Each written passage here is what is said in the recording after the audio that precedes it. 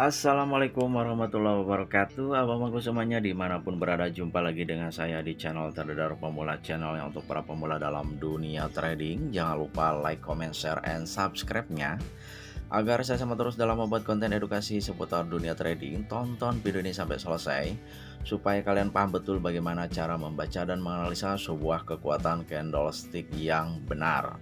Ya babangku ya, di sini kita tidak membaca informasi dan cenderung melupakan sebuah candle informasi.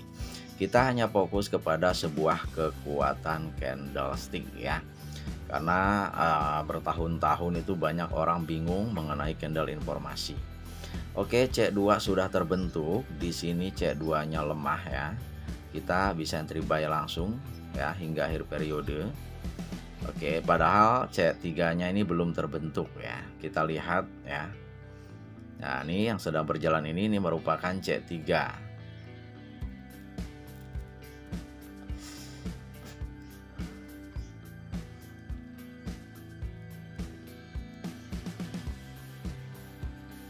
Oke. Jika C3 ini membentuk sebuah candle hijau, maka kita akan tambahkan open posisi buy lagi ya bangku ya. Jika merah, kita tidak akan open posisi kembali.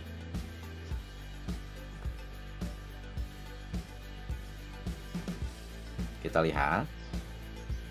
Oke, membentuk sebuah candle hijau di mana C3 ini memiliki sebuah kekuatan untuk melanjutkan sebuah kenaikan. Jika kita analisa per satu periode, jika kita analisa candle to candle, maka bullish ini adalah candle jenuh ya bangku ya. Oke, nunggu dia turun, kita akan tambahkan untuk open posisi buy ya. Jika dia membentuk candle merah, oke, sempurna di sini abangku. Kita tambahkan ya. Jika dia membentuk hijau kembali, kita tidak akan menambahkan open posisinya ya. Karena ditakutkan nanti akan ada pembalikan arah hingga akhir periode. Nah, berhubung dalam prosesnya saya melihat cenderung di sini seller yang menguat, maka saya tambahkan open posisi buy. Oke, perhatikan di candle keempat ini di mana seller dalam kondisi jenuh ya. Jadi ini bukan sebuah resisten abangku. Jadi kalau candle jenuh ini kekuatannya adalah naik. Mungkin bagi pemula melihat formasi seperti ini pasti akan sell. Gitu ya, karena dianggap resisten ya. Nggak begitu ya bangku ya. Inilah pentingnya membaca sebuah candlestick berdasarkan kekuatan candlestick, bukan berdasarkan pada perintah candlestick, bukan berdasarkan pada sebuah informasi candlestick, yang mana di tempat lain ada syarat support and resistance harus satu arah informasi. Di kita bantah ya. Jadi di STP ini dari 2 tahun yang lalu saya sudah membantah bahwa sebuah support and resistance kuat tidak perlu satu arah informasi ya. Jadi ketika pembentukan support dan resisten itu kita tidak membaca informasinya ya, melainkan kita hanya fokus membaca sebuah kekuatannya ya. Jadi kita melupakan informasinya dan kita fokus kepada kekuatannya gitu abangku ya. Di sini buyer masih ada sedikit kekuatan ya. Kita masih ada harapan untuk profit dan di sini jauh kemungkinan dia untuk turun ya abangku ya.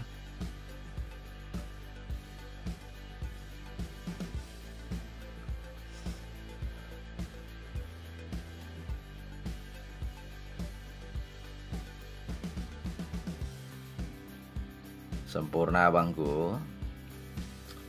Oke, mohon maaf ya tadi saya lupa di recordnya itu tidak menggunakan pensil. Nanti akan saya tambahkan di editing kali ya.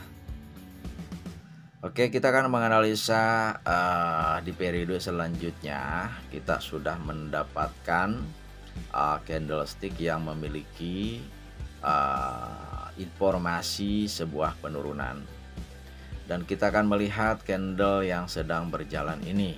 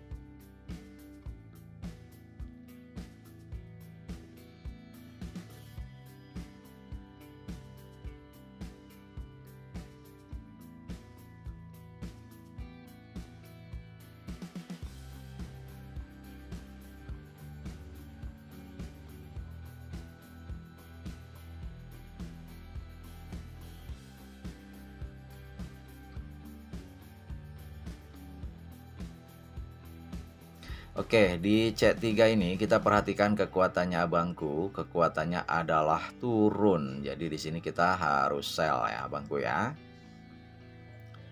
Oke, jadi ketika kalian memiliki sebuah konfirmasi akan terjadi sebuah penurunan, tunggu membentuk sebuah candle bullish terlebih dahulu ya. Dalam prosesnya baru kita entry sell.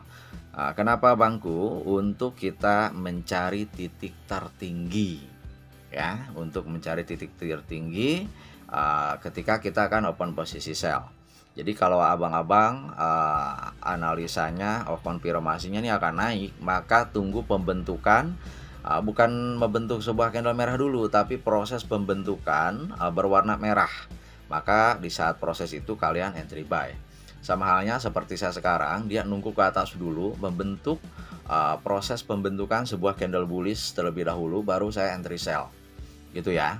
Jadi tidak harus membentuk candle merah dulu, bukan begitu ya abangku ya. Jadi proses bukan membentuk candle hijau dulu ya, tapi proses pembentukan. Jadi ketika dia naik ke atas, barulah kita open posisi, gitu ya.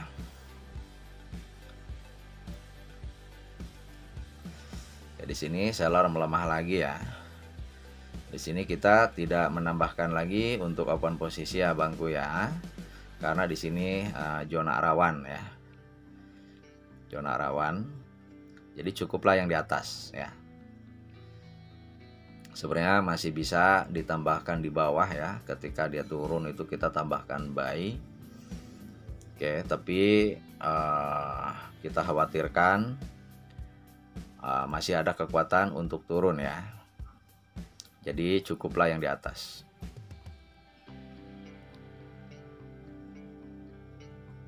Oke, membentuk candle rejection ya, abang-abang semua tahu.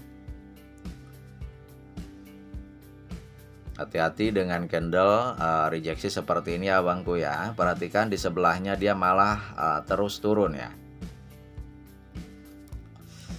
Jadi tidak naik ya. Nah, ini tergantung pada kondisi ya bangku ya. Nah, ini kita lihat bentuknya sama ya bangku ya. Apakah yang ini akan merah kembali atau justru hijau? Kita lihat ya.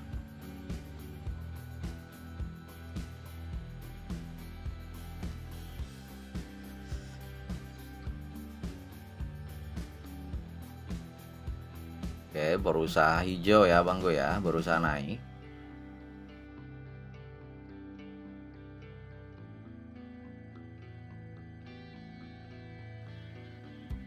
Oke, hanya sampai sini ya.